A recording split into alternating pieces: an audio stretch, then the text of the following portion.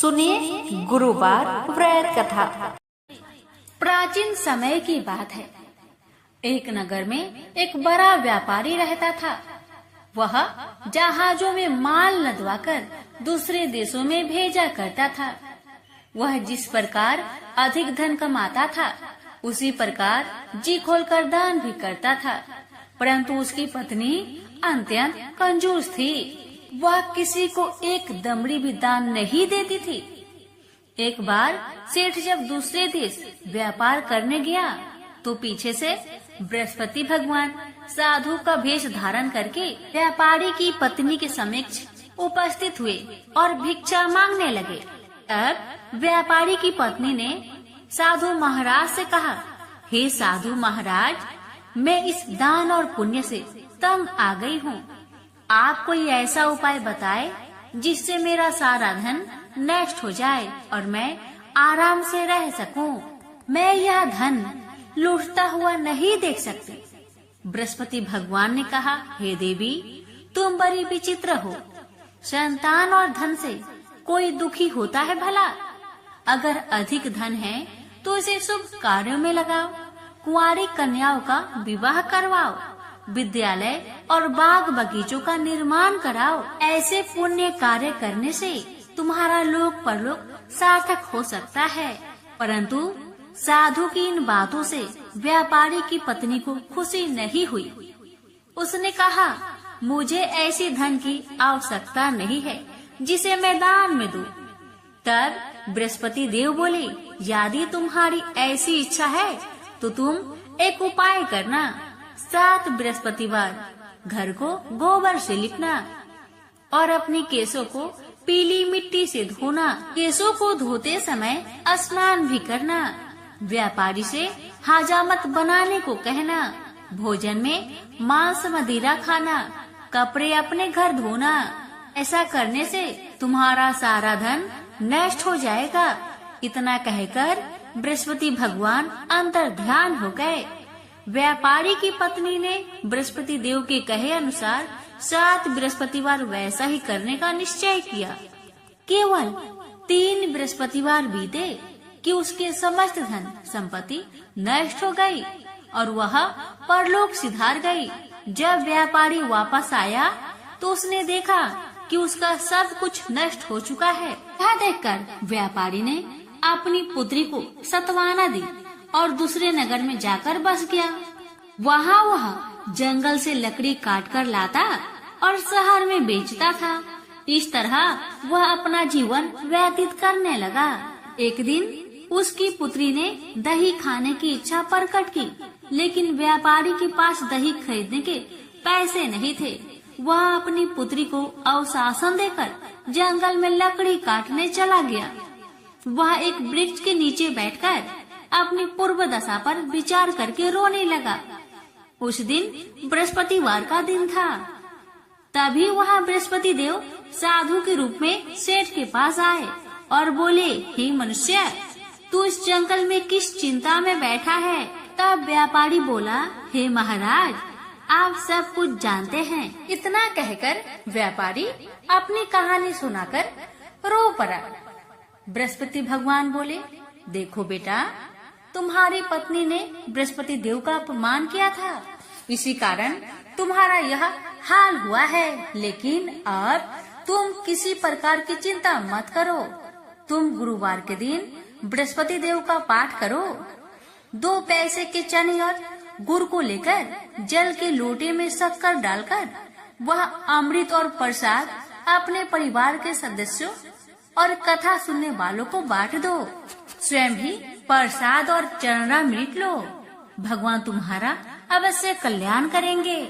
साधु की बात सुनकर व्यापारी बोला, महाराज, मुझे तो इतना भी नहीं बचता कि मैं अपनी पुत्री को दही लाकर दे सकूं। इस पर साधु महाराज जी बोले, तुम लकड़ियां शहर में बेचने जाना। तुम्हें लकड़ियों के दाम पहले से चौगुने मिलेंगे, जिससे तुम्हारे सारे कार्य सिद्ध हो जाएंगे। उसने लकड़ियां काटी और शहर में लकड़ियां बेचने चल पड़ा। उसकी लकड़ियां अच्छे दाम में बिक गई, जिससे उसने अपनी पुत्री के लिए दही लिया और साथ ही साथ गुरुवार की कथा हेतु चना गुड़ लेकर कथा की और प्रसाद बांटकर स्वयं भी खाया। उसी दिन से उसकी सभी कठिनाइयाँ दूर होने लगी, परंतु अगले बृहस्पतिवार को वह कथा करना भूल गया। अगले दिन वहाँ के राजा ने एक बड़े यज्ञ का आयोजन कर पूरे नगर के लोगों के लिए भोजन का आयोजन किया।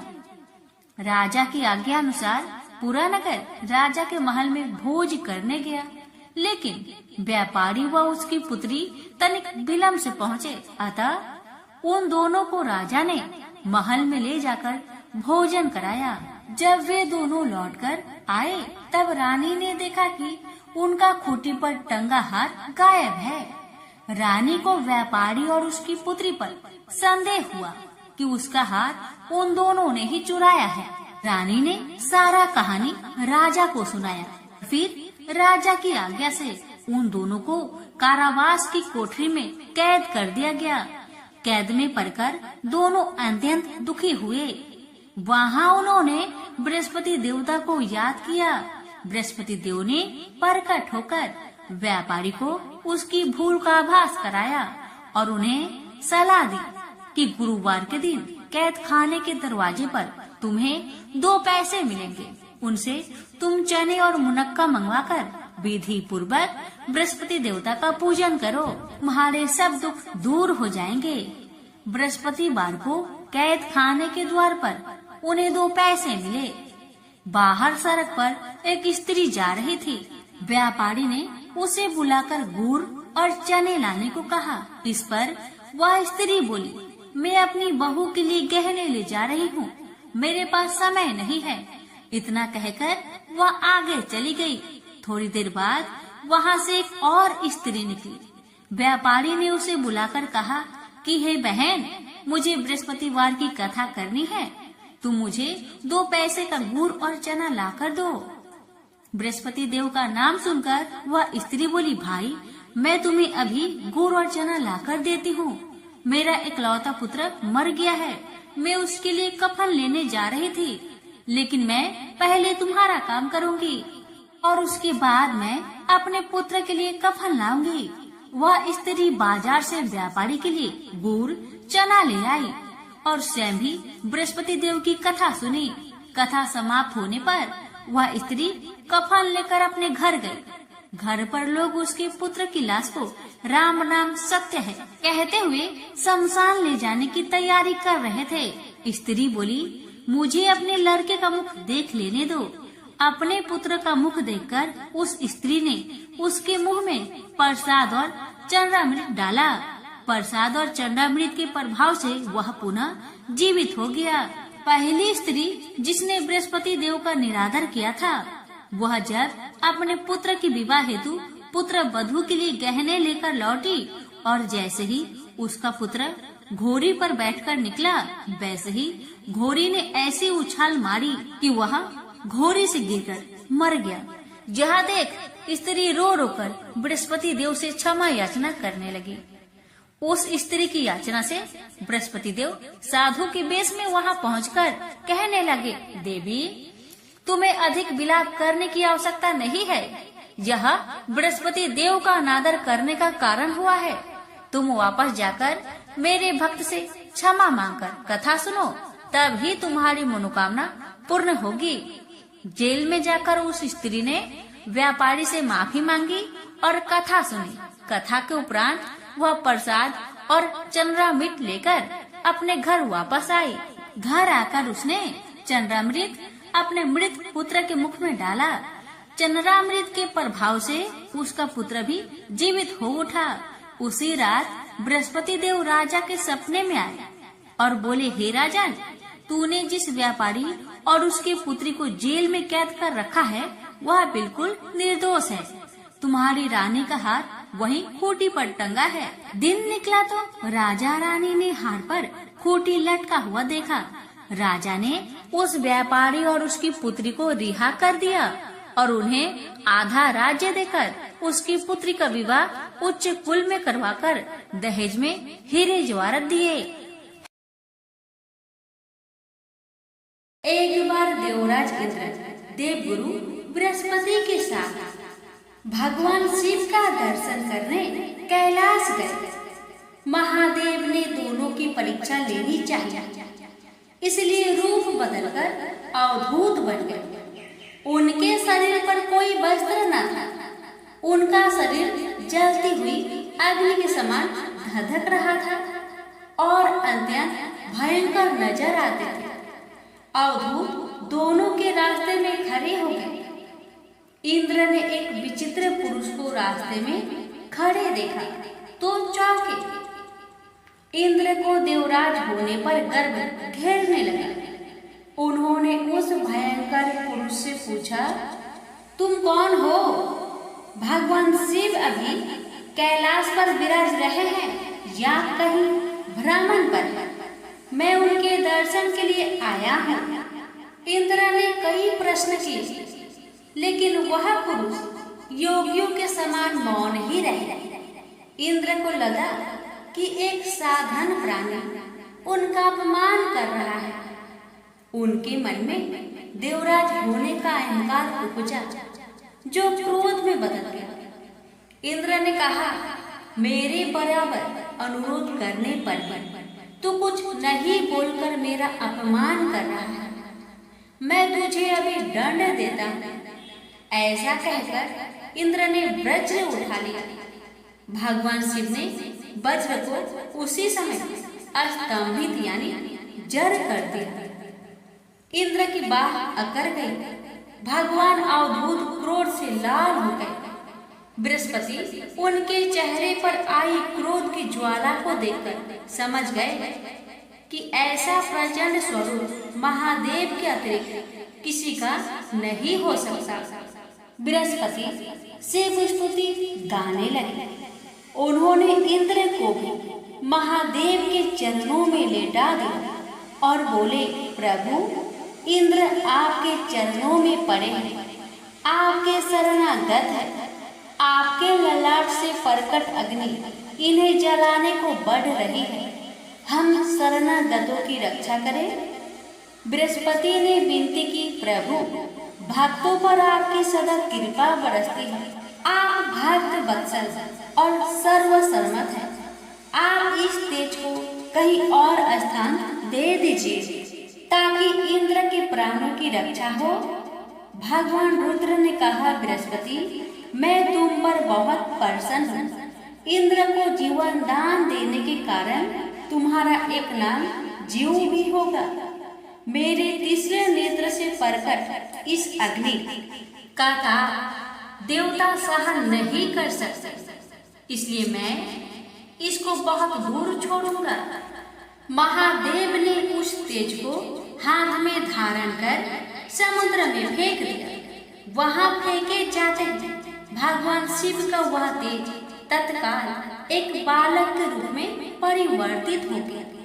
सिंधु से उद्भव होने के कारण उसका नाम सिंधु पुत्र जलंधर प्रसिद्ध हुआ। जलंधर जिसका नाम शंखचूड़ भी हुआ, शिव के तेज से उत्पन्न हुआ था। इस कारण परम शक्तियों से संपन्न था। वह देवों से भी ज्यादा शक्तिवान था। वह उस तेज से पैदा हुआ था जो इंद्र को समाप्त करने वाला था। इसलिए असुरों ने उसे अपना राजा बनाया। अवधूत रूप में यह लीला करने के बाद महादेव अंतर्ध्यान हो गए। इंद्र के गर्भ का भंजन भी हुआ, भगवान के दर्शन भी हो गए। तुलसी से जुड़ी एक कथा बहुत प्रचलित है। श्रीमद् देवी भागवत पुराण इनके अवतरण की दिव्य लीला कथा भी बनाई गई। एक बार शिव ने अपने तेज को समुद्र में फेंक दिया था। उससे एक महातेजस्वी बालक ने जन्म लिया।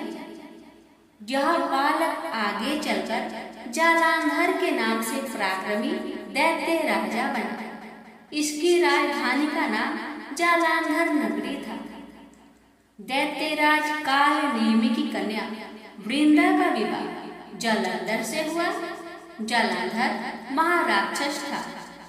अपनी सत्ता के मद में चूर उसने माता लक्ष्मी को पाने की कामना से युद्ध किया, परंतु समुद्र से ही उत्पन्न होने के कारण माता लक्ष्मी ने उसे अपने भाई के रूप में स्वीकार किया। वहां से पराजित होकर वह देवी पार्वती को पाने की लालसा से कैलाश पर्वत पर गया। भगवान देवाधिदेव शिव का ही रूप धरकर माता पार्वती के समीप गया, परंतु मां ने अपने योग बल से उसे तुरंत पहचान लिया तथा वहां से अंतर ध्यान हो गई। देवी पार्वती ने क्रोध होकर सारा वृंदावन भगवान विष्णु को सुनाया। जालंधर की पत्नी वृंदा अत्यंत पतिव्रता स्त्री थी। उसी के पतिव्रत धर्म की शक्ति से जालंधर ना तो मारा जाता था और ना ही पराजित होता था। इसलिए जालंधर का नाश करने के लिए वृंदा के पतिव्रत धर्म को भंग करना बहुत जरूरी था। इसी कारण भगवान विष्णु ऋषि का भेष धारण कर वन में जा पहुँचे, जहाँ वृंदा अकेली भ्रमण कर रही थी।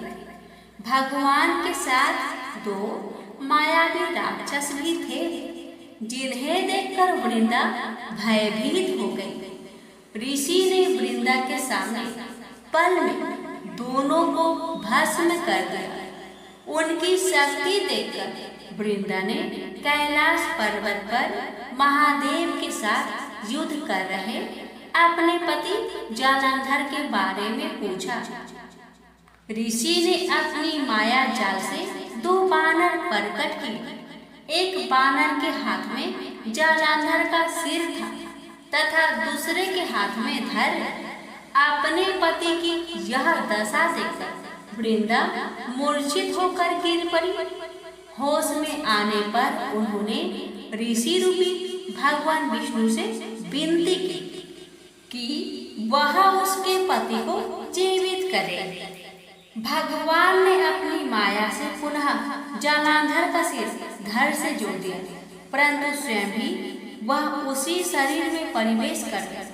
वृंदा को इस छल का जरा आभास न हुआ। जालंधर बने भगवान के साथ वृंदा पतिव्रता का व्यवहार करने लगी, जिससे उसका अस्तित्व भंग हो गया। ऐसे होते ही वृंदा का पति जालंधर युद्ध में हार गया।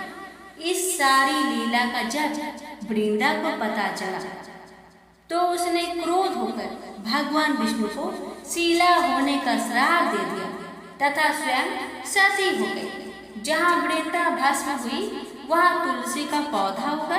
भगवान विष्णु ने वृंदा से कहा, हे वृंदा, तुम अपने अस्तित्व के कारण मुझे लक्ष्मी से भी अधिक प्रिय हो गई हो।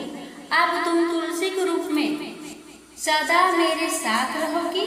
जो मनुष्य भी मेरे शालिग्राम रूप के साथ तुलसी का विवाह करेगा, उसे इस लोक और परलोक में विपुल यश प्राप्त होगा। जिस घर में तुलसी होती है वहाँ यम के दूत भी असमय नहीं जा सकते। गंगा व नर्मदा के जल में स्नान तथा तुलसी का पूजन बराबर माना जाता है। चाहे मनुष्य कितना भी पापी क्यों न हो, मृत्यु के समय जिसके प्राण मंजरी रहित तुलसी और गंगा जल मुख में रखकर निकल जाते हैं, वह पापों से मुक्त होकर बैकुंठ धाम को प्राप्त होता है। जो मनुष्य तुलसी व आंवले की छाया में अपने पितरों का श्राद्ध करता है, उसके पितर मोक्ष को प्राप्त हो जाते हैं। उसी दैत्य जालंधर की यह भूमि जालंधर नाम से विख्यात है। सती वृंदा का मंदिर मोहल्ला कोट किशनचंद में स्थित है। कहते हैं इस स्थान पर एक प्राचीन गुफा थी जो सीधी हरिद्वार तक जाती थी। प्रेम से बोलिए जय श्री हरि। तुलसी मैया की जय, लक्ष्मी नारायण की जय। विष्णु भगवान की पावन कथा। यह कथा है गरुड़ जी और विष्णु भगवान जी की कथा। कथा इस प्रकार है। महर्षि कश्यप की 13 पत्नियां थी। लेकिन बिंता और कद्रू नामक अपनी 2 पत्नियों से वे विशेष प्रेम करते थे। एक दिन महर्षि जब आनंद भाव में बैठे थे, तब उनकी दोनों पत्नियां उनके समीप पहुंची और पति की पाँव दबाने लगी। प्रसन्न होकर महर्षि ने बारी बारी से दोनों को संबोधित किया। तुम दोनों ही मुझे विशेष प्रिय हो, तुम्हारी कोई इच्छा हो तो बताओ। कद्रू बोली, स्वामी, मेरी इच्छा है कि मैं 1000 पुत्रों की मां बनूं। फिर महर्षि ने बिंता से पूछे। बिंता ने कहा, मैं भी मां बनना चाहती हूं स्वामी, किंतु 1000 पुत्रों का नहीं, बल्कि सिर्फ एक ही पुत्र की। लेकिन मेरा पुत्र इतना बलवान हो कि कद्रू के 1000 पुत्र भी उसकी बराबरी ना कर सके। महर्षि बोले, शीघ्र ही मैं यज्ञ करने जा रहा हूं। यज्ञ उपरांत तुम दोनों की मां बनने की इच्छाएं अवश्य पूरी होगी। महर्षि कश्यप ने यज्ञ किया। देवता और ऋषि मुनियों ने सहर्ष यज्ञ में हिस्सा लिया। यज्ञ संपूर्ण करके महर्षि कश्यप पुनः तपस्या करने चले गए। कुछ माह पश्चात बिंता ने 2 तथा कद्रू ने 1000 अंडे दिए। कुछ काल के पश्चात कद्रू ने अपने अंडे फोड़े तो उसमें से काले नागों के बच्चे निकल पड़े। कद्रू ने खुशी से चहकते हुए बिंता को पुकारा, बिंता, देखो तो मेरे अंडों से कितने प्यारे बच्चे बाहर निकले हैं। बिंता बोली, सचमुच बहुत खूबसूरत है कद्रू, बधाई हो बधाई। अब मैं भी अपने दोनों अंडों को फोड़कर देखती हूं। यह कहकर बिंता अपने दोनों अंडों के पास गई। उसने एक अंडा फोड़ दिया, लेकिन अंडे के अंदर से एक बच्चे का आधा बना शरीर देखकर वह सहम गई। बोली, हे भगवान, जल्दबाजी में मैंने यह क्या कर डाला। यह बच्चा तो अभी अपूर्ण है। तभी फूटे हुए अंडे के बाहर से बालक बोल पड़ा, जल्दबाजी में अंडा फोड़कर तुमने बहुत बड़ा अपराध कर डाला है। फलस्वरूप तुम्हें कुछ समय तक दास्ता करनी होगी। बिंता बोली, अपराध तो मुझसे हो ही गया, लेकिन इसका निवारण कैसे होगा पुत्र। अपूर्ण बालक बोला, दूसरे अंडों को फोड़ने में जल्दबाजी मत करना। यदि तुमने ऐसा किया तो जीवन भर दास्ता से मुक्त नहीं हो पाओगी, क्योंकि उसी अंडे से पैदा होने वाला तुम्हारा पुत्र तुम्हें दास्ता से मुक्ति दिलाएगा। इतना कहकर अंडे से उत्पन्न अपूर्ण बालक आकाश में उड़ गया और बिंता दूसरे अंडे के पकने तक इंतजार करने लगी। समय पाकर अंडा फूटा। उसमें से एक महान तेजस्वी बालक उत्पन्न हुआ, जिसका नाम गरुड़ रखा गया। गरुड़ दिन प्रतिदिन बड़ा होने लगा और कद्रू के हजारों पुत्रों पर भारी पड़ने लगा।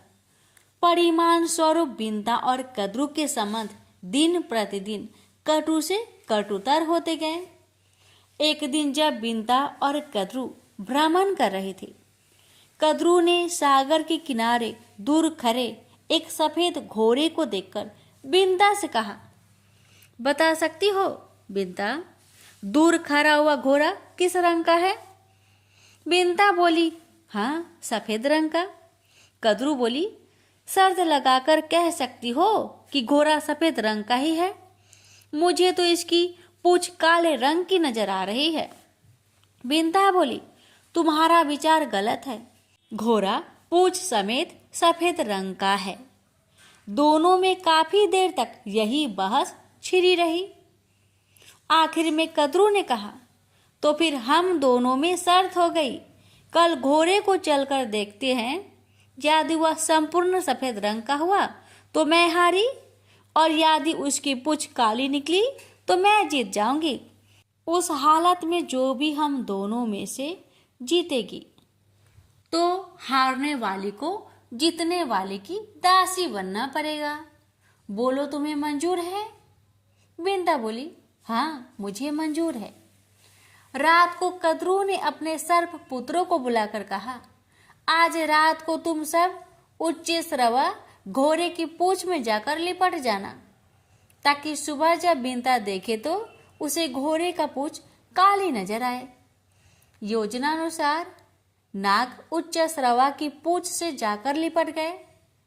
परिणाम स्वरूप सुबह जब कद्रू ने बिंता को घोड़े की पूंछ काले रंग की दिखाई तो वह हैरान रह गई। बोली, ऐसा कैसे हो गया? कल तो इसकी पूंछ बिल्कुल सफेद थी। कद्रू बोली, खूब तसल्ली से देख लो, घोड़े की पूंछ आरंभ से ही काली है। शर्त के मुताबिक तुम हार चुकी हो, इसलिए अब तुम्हें मेरी दासी बनकर रहना पड़ेगा। विवशता पूर्वक बिंता को कद्रू की दास्ता स्वीकार करनी पड़ी। माता को उदास देखकर गरुड़ ने पूछा, माँ आप इतनी उदास क्यों रहती हो? बिंता ने अपनी शर्त हारकर दासी बनने की बात बताई तो गरुड़ ने पुनः पूछा, क्या ऐसा कोई उपाय नहीं है जिससे आप कद्रू की दास्ता से मुक्त हो जाएं? बिंता बोली, यह तो कद्रू से ही पूछना पड़ेगा। यदि वह प्रसन्न हो जाती है तो मुझे दास्ता से मुक्त कर देगी। गरुड़ अपनी माता बिंता को लेकर कद्रू के पास पहुंचा और कहा, क्या ऐसा कोई उपाय हो सकता है? आप मेरी माता को अपनी दास्ता से मुक्त कर दे। कद्रू बोली, हाँ हो सकता है, बस शर्त है कि तुम मेरे पुत्र को अमृत लाकर दे दो। यह सुनकर गरुड़ सोच में पड़ गया। उसने अपनी माता से पूछा, माँ अमृत कहाँ मिलेगा जिसे लाकर मैं तुम्हें दासी जीवन से मुक्त कर सकूं? बिंता ने कहा, बेटा अमृत का पता तुम्हारे पिता बता सकते हैं, तुम उन्हीं के पास जाकर पूछो। गरुड़ महर्षि कश्यप के पास पहुंचे। कश्यप अपने पुत्र को देखकर बहुत प्रसन्न हुए। गरुड़ ने उनसे पूछा, पिताश्री मैं अमृत लाकर अपनी माता को दास्ता से मुक्ति दिलाना चाहता हूँ, कृपया आप मुझे बताएं कि अमृत कहाँ मिलेगा। महर्षि बोले, पुत्र देवराज इंद्र ने अमृत की सुरक्षा के लिए बहुत व्यापक प्रबंध कर रखा है, वहां तक पहुंचना बड़ी कठिन है। गरुड़ बोले, इंद्र ने कितने ही कड़े सुरक्षा प्रबंध क्यों ना कर रखे हो, मगर मैं अमृत लेकर जरूर आऊंगा। आप मुझे सिर्फ उस स्थान का पता बता दीजिए। महर्षि कश्यप ने गरुड़ को इंद्र का पता बता दिया। गरुड़ ने फिर पूछा, पिताजी मुझे भूख लगती है, कृपया ये भी बता दीजिए कि लंबे मार्ग में क्या खाकर अपना पेट भरूं। महर्षि बोले, अमृत जिस स्थान पर रखा है उस सरोवर तक पहुंचने में तुम्हें वक्त लग जाएगा। इस बीच समुद्र के किनारे तुम्हें निषादों की अनेक बस्तियां मिलेगी। ये निषाद बहुत पतित है और इनके आचरण असुरों जैसे हैं। तुम इन्हें खाकर अपनी भूख मिटा लेना। गरुड़ बोला, और उसके बाद भी मेरा पेट ना भरा तो? महर्षि बोले, सरोवर के अंदर एक विशाल कछुआ रहता है और उसके साथ ही वन में एक महाभयंकर हाथी भी रहता है। दोनों ही बहुत क्रूर और आसुरी प्रवृत्ति के हैं, तुम उन्हें भी खा सकते हो। पिता का आदेश पाते ही गरुड़ अमृत सरोवर की ओर बढ़ चला। मार्ग में उसने निषादों को खाकर अपनी भूख मिटाई। फिर अमृत सरोवर पर पहुंचाकर कच्छप और हाथी को अपने पंजों में दबाया और दोनों को खाने के लिए किसी उचित जगह की तलाश में उड़ चला। सोमगिरी पर्वत पर लहराते ऊंचे वृक्षों को देखकर जैसे ही उसने एक वृक्ष पर बैठना चाहा तो उनके भार से वृक्ष की शाखा टूटकर नीचे गिरने लगी। यह देख गरुड़ तुरंत उड़ा और दूसरे वृक्ष पर जा बैठा। जिस शाखा पर वह बैठा उस शाखा पर उसने उल्टे लटके कुछ ऋषियों को तपस्या करते देखा, लेकिन वह शाखा उनके भार से टूटकर नीचे गिरने लगी। यह देख गरुड़ ने शाखा को चोंच में दबाया और हाथी तथा कच्छप को पंजे में दबाए हुए वह अपने पिता की आश्रम की ओर उड़ चला। कश्यप के आश्रम में गरुड़ ने उड़ते उड़ते अपने पिता से पूछा, पिताजी, मेरे भार से उस पेड़ की शाखा टूट गई है जिस पर कुछ ऋषि उल्टे लटके तपस्या कर रहे थे। मुझे बताइए, अब मैं इस शाखा को कहाँ छोड़ूं? महर्षि कश्यप बोले, तुमने बहुत अच्छा किया पुत्र, जो सीधे यहाँ चले आए। शाखा से उल्टे लटके हुए बालखिल्य ऋषिगण हैं। अगर इन्हें कष्ट पहुंचा तो ये श्राप देकर तुम्हें भस्म कर देंगे। गरुड़ बोला, तो फिर बताइए अब मैं क्या करूं? महर्षि बोले, ठहरो, मैं ऋषिगणों से प्रार्थना करता हूं कि वे अपना स्थान छोड़कर नीचे आ जाए।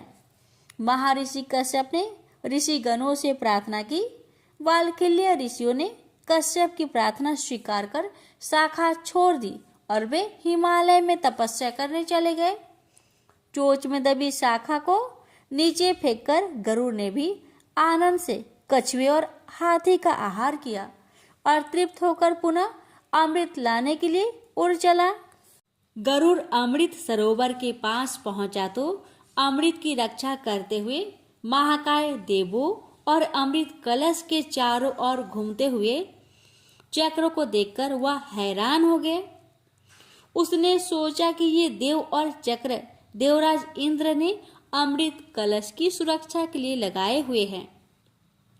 चक्र में फंसकर मेरे पंख कट सकते हैं, इसलिए मैं अत्यंत छोटा रूप धारण कर इसके मध्य में प्रवेश करूंगा।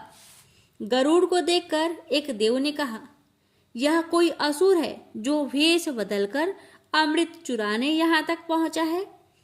हमें इसे खत्म कर देना चाहिए। दोनों देव विद्युत गति से गरुड़ पर टूट पड़े, लेकिन गरुड़ ने अपने पैने पंजों और तीखे चोंच से उन्हें इतना घायल कर दिया कि शीघ्र ही वे दोनों बेहोश होकर गिर पड़े। गरुड़ ने अमृत कलश पंजों में दबाया और वापस उड़ चला। होश में आते ही दोनों रक्षक देव घबराए हुए इंद्र के पास पहुंचे और गरुड़ द्वारा अमृत कलश ले उड़ने की घटना बता दी। यह सुनकर इंद्र चकित होकर बोला, ऐसा कैसे हो गया? सरोवर में रहने वाले विशाल कच्छप और तट पर रहने वाले महाकाय हाथी का क्या हुआ? उन दोनों को भी उस विशाल गरुड़ ने अपना भोजन बना लिया। यह सुनकर इंद्र अपनी देव सेना की एक टुकड़ी के साथ वज्र उठाए इंद्रपुरी से निकला और गरुड़ की खोज में बढ़ चला। आकाश मार्ग में उड़ते हुए शीघ्र ही उसने गरुड़ को देख लिया और अपना वज्र चला दिया। इंद्र के वज्र का गरुड़ पर कोई असर ना हुआ। उसने डैनों से सिर्फ एक पंख वज्र से टकराकर नीचे आ गिरा। देव गरुड़ पर टूट पड़े, किंतु कुछ ही समय में गरुड़ उन्हें अपनी पैनी चोंच की मार से अधमरा कर दिया। यह देख इंद्र सोचने लगा, ये तो महान पराक्रमी है। मेरे वज्र का इस पर जरा भी असर नहीं हुआ, जबकि मेरे वज्र के प्रहार से पहाड़ तक टूटकर चूर्ण बन जाते हैं। यह सोचकर इंद्र ने गरुड़ से कहा, पक्षीराज, मैं तुम्हारी वीरता से बहुत प्रभावित हुआ हूँ। इस अमृत कलश को मुझे सौंप दो और बदले में जो भी वर मांगना चाहते हो मांग लो। गरुड़ बोला, यह अमृत मैं अपने लिए नहीं, अपनी माता को दास्ता से मुक्त कराने के लिए नाग माता को देने के लिए ले जा रहा हूँ, इसलिए यह कलश मैं तुम्हें नहीं दूंगा। इंद्र बोला, ठीक है, इस समय तुम कलश लेकर नाग माता को सौंप दो, किंतु उन्हें इसे प्रयोग मत करने देना। उचित मौका देखकर मैं वहां से यह कलश गायब कर दूंगा। गरुड़ बोला, अगर मैं तुम्हारी बात को मान लूं तो बदले में मुझे क्या मिलेगा? भरपेट भोजन। तब मैं तुम्हें इन्हीं नागों को खाने की इजाजत दे दूंगा। गरुड़ बोले, यही तो मैं चाहता हूँ। नाग मेरी स्वादिष्ट भोजन है, किंतु एक ही पिता की संतान होने के कारण मैं इन्हें खाते हुए हिचकिचाता हूँ। अब मेरी हिचक दूर हो गई। अब मैं आपके कथा अनुसार ही कार्य करूँगा। यह कहकर गरुड़ अमृत कलश लेकर कद्रू के पास पहुँचे और बोला, माते, अपनी प्रतिज्ञा के अनुसार मैं अमृत कलश ले आया हूँ। अब आप अपने वचन से मेरी माता को मुक्त कर दे। कद्रू ने उसी क्षण बिंता को वचन मुक्त कर दिया और अगली सुबह अमृत नागों को पिलाने का निश्चय कर वहां से चली गई। रात को उचित मौका देखकर इंद्र ने अमृत कलश उठा लिया और पुनः उसी स्थान पर पहुंचा दिया। दूसरे दिन सुबह नाग जब वहां पहुंचे तो अमृत कलश गायब देखकर दुखी हुए। उन्होंने उस कुसा को ही जिस पर अमृत कलश रखा था चाटना आरंभ कर दिया, जिसके कारण उनकी जीभ 2 हिस्सों में फट गई। गरुड़ की मात्र भक्ति से प्रसन्न होकर भगवान विष्णु गरुड़ के सम्मुख प्रकट हो गए और बोले, मैं तुम्हारी मात्र भक्ति देखकर बहुत प्रसन्न हूँ। पक्षीराज, मैं चाहता हूँ कि आपसे तुम मेरे वाहन के रूप में मेरे साथ रहो। गरुड़ बोला, मैं बहुत भाग्यशाली हूँ प्रभु, जो स्वयं आपने मुझे अपना वाहन बनाना स्वीकार किया। आज से मैं हर क्षण आपकी सेवा में रहूंगा और आपको छोड़कर कभी नहीं जाऊंगा। इस तरह उसी दिन से पक्षीराज गरुड़ भगवान विष्णु के वाहन के रूप में प्रयुक्त होने लगे। गरुड़ के भगवान विष्णु की सेवा में जाते ही देवता भयमुक्त हो गए। प्रेम से बोलिए जय श्री हरि। विष्णु भगवान की जय। माता लक्ष्मी की जय।